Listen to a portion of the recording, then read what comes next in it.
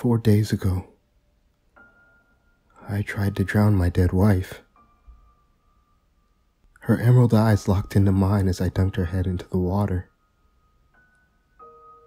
The bubbles of air began, but soon stopped. I can't say I watched the life flood out of her eyes because there was no life in them. She'd been dead for days by then. It wasn't until recently we decided to bring her back. We didn't care about the consequences, we just wanted her back. No matter what it took. She was the centerpiece of our family, the love of my life. And when she died, a piece of everyone who knew her did too. It shocked our town when the news broke of her death. She worked the late shift at the hospital on that warm Friday night. She was on her way home when she was hit by a drunk driver, head on. Physically, she was able to be saved, but mentally, she was gone. The doctor said her brain hemorrhaged upon impact. They said there was nothing they could do. They said she was gone. I made the decision to pull the plug that night, ending her life. And it just seems I can't end it a second time. Her funeral went as smoothly as a young mother's could. People gave eulogies. People cried. People expressed their shock of her sudden death. All while I stood in the corner, biting my nails, and wondering what the hell I'm gonna do without her. My mother-in-law brought up the idea to me. A few days after her funeral, those 5 words drew me in almost instantaneously. We can bring her back. The book she set on my table smelt of mildew and was covered in an inch of dust. But as I brushed it off, the title was revealed. Necromancy. As my mother-in-law explained, I fell away from reality. I could have her back. She could be in the living room telling the kids a story an hour from now. Everything could be the same. So there I was, digging into my dead wife's grave with the hope of bringing her back. Cracking open the casket revealed a pale girl. Her skin was sunk into her bones, gashes covered her face. The sight of her corpse made me glad we had a closed casket ceremony. I don't remember any of the spell, only the aftermath. Now, I'm not gonna lie and say a giant thunderbolt rained down on the casket, or everyone in the graveyard rose from the dead, because it didn't happen. Everything was silent. All we saw was one arm come up, then a torso, and then I saw her take a breath while opening her eyes. My light shined on her face. Those emerald green eyes revealed to me once more. The rest of that night was a blur, but we could definitely tell something was different. She didn't speak or react. She stared endlessly, as if the whole world was in front of her.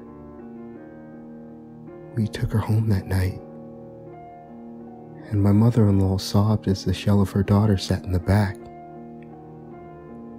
It was clear that whatever the hell she did resurrected her body, but not her mind. At least not all of it. Her mom killed herself 2 days later. In the note she left, it stated she couldn't move on without her daughter. But honestly, I think she killed herself because she turned her daughter into what she was today. As the days followed, I tried to make the best of this, but it's hard to see the worst. The kids don't recognize her.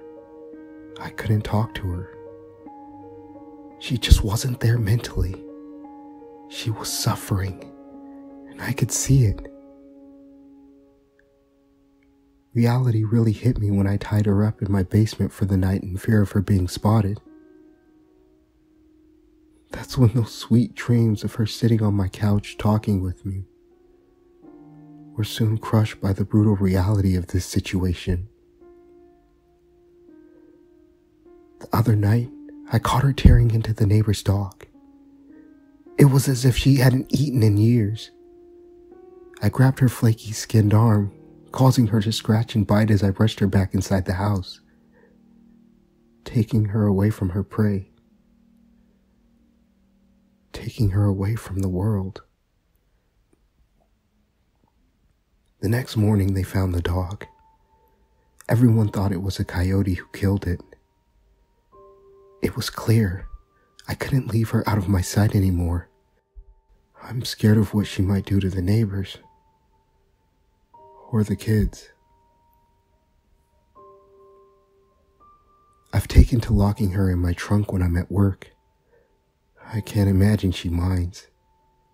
Hell, I can't imagine she even realizes. 5 days ago, I opened my trunk to take her out, only to find some of her back fused to the floor. I should have known. It was a record temperature the day before. I let out a sigh and grabbed her shoulders. As I pulled swiftly, her skin tore off like wrapping paper. A putrid odor lingered in the air, but that's when a sense of clarity hit me. She's still decaying. She's still suffering. I needed to end this. So that's when I started all of this. 4 days ago, I tried drowning her in my bathtub. 3 days ago, I tried smashing her head in with a brick. 2 days ago, I lit her on fire and watched as her skin peeled. But everything else stayed intact. Yesterday, I shot her in the head. The bullet went clean through her skull, but no avail. Someone please help. Nothing seems to work. Every time I try to end her life, she just stands there, staring off into space. I'm writing on here to ask someone, anyone, to help me end my wife's suffering. Because every time I look into those eyes, I do see life. Life that's screaming to die.